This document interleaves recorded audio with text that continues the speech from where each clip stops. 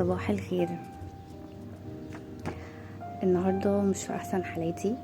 حصل موقف انا كنت عارفة ان رد الفعل هيضايقني بصراحة، بس كنت حاسة ان انا لو عملته هبقى مرتاحة، ولو ما عملتوش هبقى مرتاحة بعد شوية وقت. بس انا عملته، والمفروض ان اصحابي قالوا لي بلاش تعمليه، لانهم هما كانوا عارفين ان انا في الاخر مش هاخد الاجابة اللي انا عايزاها، فقالوا لي بلاش عشان هتتضايقي وهتزعلي. بس انا حسيت ان انا من جوايا كنت عايزه اعمل كده. انا عارفه ان دلوقتي او في الوقت ده انا هزعل او هتضايق ان انا عملت الحاجه دي وما لقيتش الرد بتاعها اللي انا كنت مستنياه. بس عارفه ان انا فيما بعد شويه وقت كتير لما اجي ابص ورا في الموضوع ده بالذات هقول لا، انا عملت اللي عليا. وجايه النهارده عشان افتح الكتاب عشان اقول لكم المسج بتاعت النهارده. فتخيلوا لقيت ايه بقى، اسمعوا.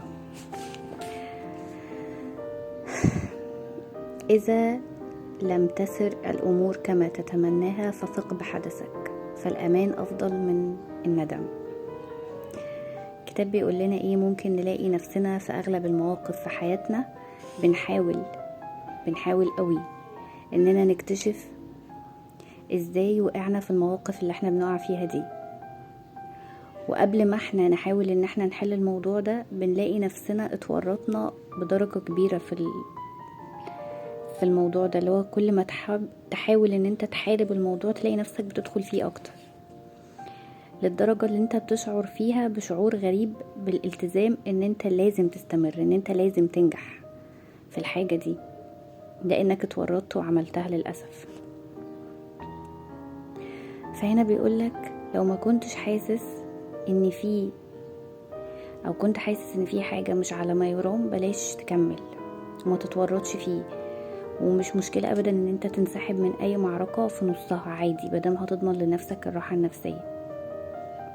حتى لو ضغط عليك صحابك عشان تعمل حاجة انت مش قادر تعملها، او مديرك او زمايلك او اي حاجة، ما تحاولش ان انت تعملها. وقول لهم انت حاسس بايه، وقول لهم انت عارف هم حاسين بايه، واعمل بس اللي انت حاسس بيه. وبيقولك الهدف من كده